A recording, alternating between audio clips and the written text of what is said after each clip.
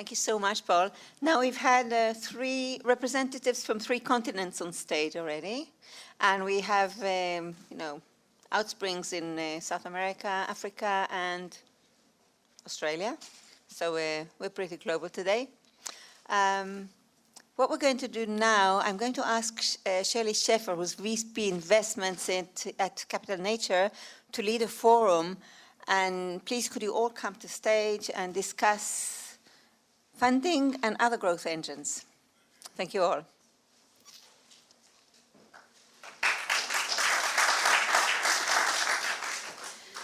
Okay, so I think that the first thing we'll do is simply invite our panelists. Lecker, Director of Business Development for GenCell. Limor Nakar-Vincent, Director of U.S. Business Development and Bird Energy at the Bird Foundation. Michal Vakrat Wolkin, Head of R&D in Israel for 3M. And Tzipi Landesman, Director in Israel for Jabil. Jabil, did I pronounce this right? Jabil, sorry. Hi. Okay, so I guess we'll dive into some questions, and maybe you can, as a start, just say a few words about yourself as you answer. Well, Israel is blessed with tremendous innovation and strong and large community of high-tech entrepreneurs, cyber, Internet of Things, big data, but only a small portion of those actively seek applications and opportunity in the clean tech space, even though some of these technologies certainly apply. Does it make sense to invest in clean tech technologies in Israel? What do you think should be the motivator for these high-tech entrepreneurs to shift to the clean tech space? And is there anything that you feel the corporates in the country should do to push this space? Tal, let's start with you. Hello, everyone. My name is Tal Lecker. I'm Director of Business Development at GenCell Ltd. We have developed a clean generator.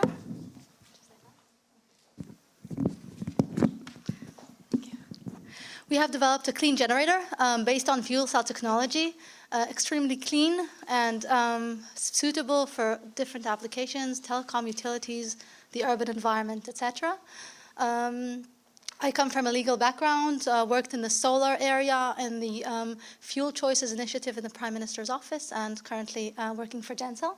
To answer the question, well, naturally the answer must be yes. I think Israel has a necessity here. We need water. We don't have enough of it. And on the energy part, we are an island economy, so we cannot rely on our neighbors to supply those things.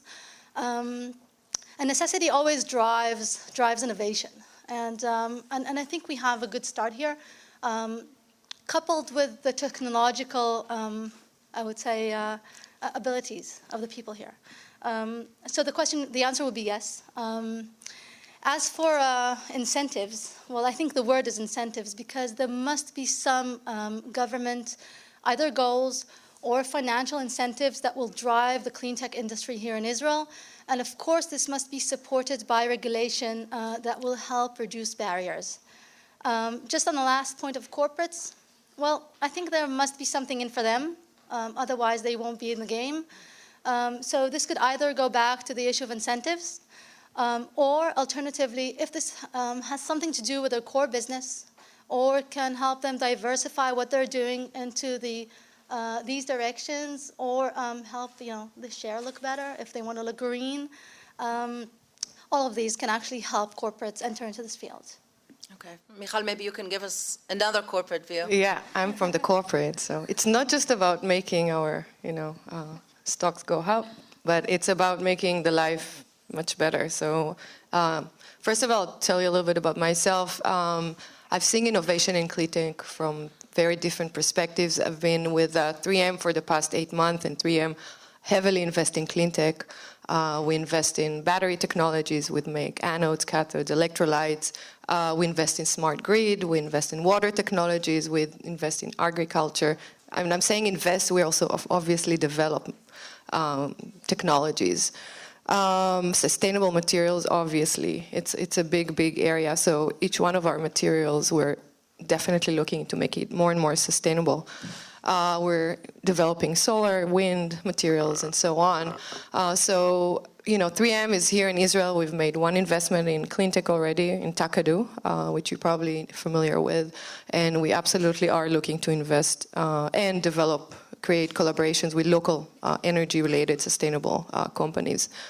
So with regard to myself, I'm with 3M now. Before that, I actually was part of Cleantech Open and NASA in a beautiful project called the Night Rover Challenge, where we're looking for energy storage technologies for space application. I actually lived in the US for the past 17 years. And it's a beautiful way to look at innovation in Cleantech. It was a challenge, and I'll be happy to talk to you about it. Before that, I was at Xerox PARC, and I was from the founders of the Energy Lab over there. So, creating very, very fundamental innovation and basic research, and then spinning it out into startups, and obviously creating IP. So just from seeing all these different type of innovations from so many different shapes as an investor and as a business development person, as a scientist, I'm a PhD in nanotechnology. I do think Israel is a great place to invest in Cleantech for the corporate. We're seeing bright people here. Cleantech is obviously very interdisciplinary. It requires deep knowledge in physics and chemistry and digital and software and hardware, and I think Israelis are the best for thinking outside of the box. And I think the challenge here is really to find the right area and really be aware of what the corporates are looking for, what their path is, and be able to catch up to what they can do internally. So I highly support that in Israel, and I think that we as corporates could definitely help accelerate that. Great, thank you. Well, an obvious follow-on question would be, what do you think should be the role of the government in promoting this? And maybe, Limor, maybe you can help us with that, coming from there. Thanks. So they always say that government should be involved when there's failure in the market. And they also say that government has a role to ensure the safety, security of its people, and to make sure that there's enough energy supply, healthcare for the citizens, etc. But in the end of the day, government also need to prioritize. So when you're talking about the role of the governments in promoting Cleantech initiatives, it's clear that where there is a failure in the market, where the market itself doesn't fund or take care of things or make sure that that the needs of the citizens will be supplied, then the governments really have to play a major role in it. And specifically in Cleantech, we usually talk about energy supply. We're talking about also environmental needs, etc. And I think it's not just the incentives. We only talk about incentives because it's easy to talk about incentives, but it's really creating a reliable regulatory framework that will allow the citizens to innovate and plan ahead of time without constant interruption. I think this is something which is very, very important, and government needs to play a role in that, especially our current government. I can say that I work for the Bird Foundation. It's an organization that has been around since 1977, and 6 years ago, we established the Bird Energy Program. It's a program that's been funded directly by the Department of Energy in the United States and by the Ministry of National Infrastructure, Energy, and Water Resources here in Israel. And in 2006, when we spoke about Cleantech, we were told there's really not much to offer the world. And the only thing that we've had a lot is the water storage on our roofs. And ever since then, yes, there are challenges in this market, but constantly since 2008, every year we get a lot more proposals submitted to Bird Energy, and the process of deciding which project we want to award becomes a lot more competitive. So there is a role for the government to play, to share the risk with the companies, and when they share the risk with the companies and think ahead of time, there's definitely a great value that the people get in return. Specifically regarding Cleantech, I think one of the major problems that I see from my side, Bird Energy allows us to fund projects between academia and companies, and this is something that we cannot do in the regular Bird model.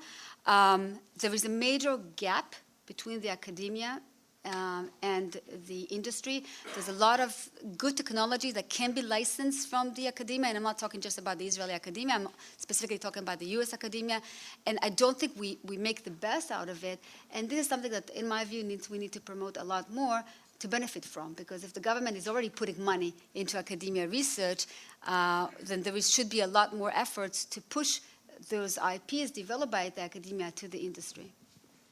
Okay. Tzipi, do you want to comment? Actually, I kind of wanted to give it a spin from my own personal story. So after a series of corporate task, I found myself as a founder for a Cleantech company doing biocomposite material. While searching for capital, I took the initiative actually to approach one of the multinationals and offer them to come to Israel, where we have lash of technologies, and to try and incubate. So I approached Jabil. Jabil is one of the third largest manufacturer doing products from iPhones all through electric cars. So when approaching them, basically the idea was to come to Israel and incubate young companies. And basically this is what we have been doing since. So as a corporate investment, we've been probably one of the first to invest in solar technologies. And ever since, we've been heavily investing both outside of Israel and in Israel. Okay. The next question I was wondering about is actually regarding accelerators. Accelerators are a old new concept, and many more today than they were maybe 3 or 4 years ago, where startups are offered a program, usually between 3 to 6 months, and the target of the accelerator is clearly to provide market validation and an entrance into the next round of funding. And I was curious as to, coming from your different directions, where do you think it's worthwhile for a startup to sort of part from 5 or 6% of its equity and use the services of an accelerator? What are you asking? Who do I want to ask? Limor, you go ahead. All right. I think the fact that we have a lot of accelerating programs in Israel, it's a great thing. It's a great thing for our Israeli ecosystem. I think it's really promoting entrepreneurship. It's really allowing people who not necessarily knows the path to marketing. We've got ideas, but not necessarily know the path to marketing, how to start. So all in all, I think it's really a great thing for us to have more accelerators involved with the Israeli ecosystem. I think it depends. When you say us, I'm sorry? I'm talking about all of us, as the Israeli ecosystem, basically. I think specifically in Cleantech, it's even more important because from what I've seen in the last couple of years, the market is changing. The players are not the same. The traditional players who've been more involved in investing in Cleantechs are not necessarily anymore really much involved with it. And there's a lot more angels investors and others. So there is a great need for new entrepreneurs to know the right path. The question is of, what do they get out of it or how much equity they give for it. I think it's a personal question at the end of the day, and that's really, based on negotiation, so I don't want to really touch on that. It wasn't relating to the number, but just to there's a price. Michal, do you want to maybe comment on this? Yeah, sure. I think I would take it case by case. So for some companies it fits, for some companies it doesn't. But as long as the owner of the accelerator and the startup agree that this program will reduce the risk and increase, the success, then it's a good, it's a good story. And I wouldn't, again, talk about percentage-wise. Usually, if it's a multinational, it's very flexible in many, many ways. And we want to make sure that the startups will be happy and motivated. I think that the accelerator provides coaching, and I do see many, many startups in Israel that coaching is very, very helpful for them. I mean, they have a great technology, great talent, but they don't always know the path to market, the path to manufacturing, and they sometimes need a lot of support on that one, as well as in, development, technical development. Obviously, being able to provide lab space, if it's, specialized testing, funding, obviously, long-term funding, and obviously a platform to be able to move forward faster. Now, again, the accelerator has to be built in a smart way. There's so many different models. There's so many ways to do it. And us in 3M are in the path to expand here our R&D efforts in Israel. We'll have some announcement soon. But definitely, it could work for some companies here. Okay. And we're all familiar with the Valley of Death concept. And I'm wondering how you guys see how startups should be dealing with the valley of death that they face once they've achieved a proof of concept of possibly an initial pilot, but have not yet reached the market and are having a terrible time raising additional funds. Tzipi, maybe you could comment on that. So as a corporate, we don't always see ourselves, our agenda is not entirely or purely to make money. We have a lot of patience. So when we start with a startup, usually we have a prospect of looking ahead 4 years, so we have no expectation. And really, we find ourselves as an accelerator in many ways, because we basically give the support in everything that a startup is not lacking, but has some weakness, and we provide that. So if it's design, if it's industrial design, if it's any element, if it's the fact that we know which markets are craving for that technology, if any other large customers missing that specific component, we're trying to incubate this startup with this large customer of ours. We've done that just recently with one of the just starting startups here in Israel, where we introduced them to one of the large players we're supporting, and that worked wonderfully. So basically, what we try to do is to help with the deployment, to support the deployment, to accelerate the time to market, to design, to excellence, and to reach the market itself. Now, there are a lot of territories that the customer being here, located here in Israel, don't necessarily has the sight of, and there could be potential markets where we have presence, be it we have a factory there, we have design center there, or just customer there. So we help the customer to basically to overcome those challenges. Of course, along the way, our support is not entirely philanthropic. So what basically we do, we either support in actual investment, usually not for equity, because that's going to pose competition to our other customers. So it's going to be either straight money support, or it would be in kind, so in services, as I said before, be it design, be it manufacturing itself. And a lot of time, the fact that we can bridge the go-to-market and actually bring, partially doing business development for the customer, bringing him to deployment sooner, that also helps to save the money of the go-to-market, basically, of the customer. So that's how we find ourselves involved at Jabil with those young companies and helping them to bridge that actually valley of death, as we call it. Now, in the Cleantech space in Israel, do you women feel that it's important to have the proof of concept or initial pilot in Israel, or is it worth it to do the extra effort and take the pilot or the proof of concept abroad? Maybe Tal, since you are in a growing startup. Well, actually, I think I would need to also look a bit back when I answer the question, because the first thing that comes in mind, clearly having a proof of concept close to home is the best thing, because there are issues with the first installation, first proof of concept. It's easier when it's closer. On the other hand, looking both at GenCell, where I work today, and also with my work with the biofuel companies, sometimes it's not enough.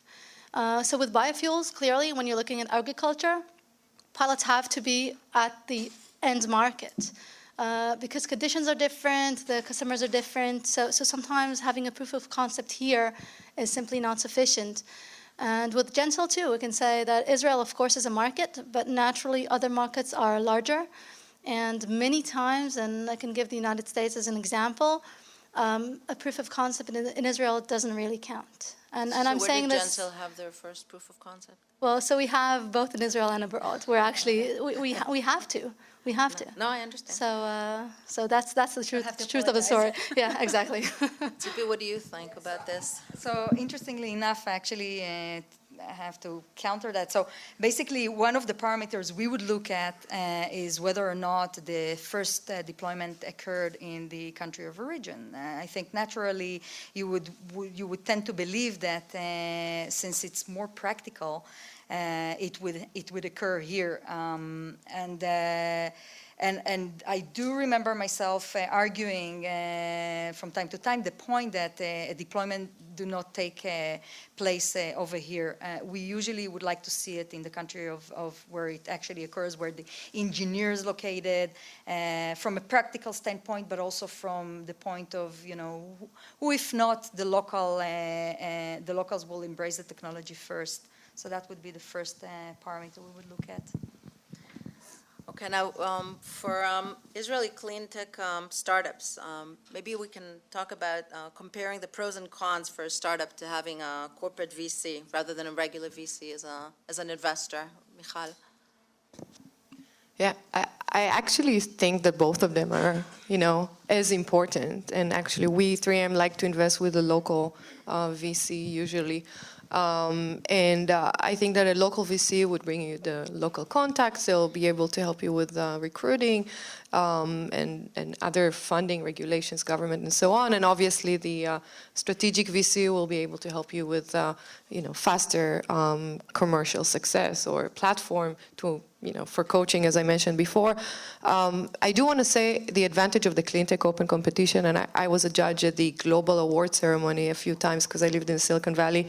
And the crowd there is just absolutely amazing. When you're seeing corporate VCs and you're seeing the Sand Hill VCs and their large corporations and their research centers. And I think just being in that area where you can get support from so many different perspectives, organizations, and obviously VCs is just wonderful. So if you have a chance to be there and see what they can provide, and I absolutely.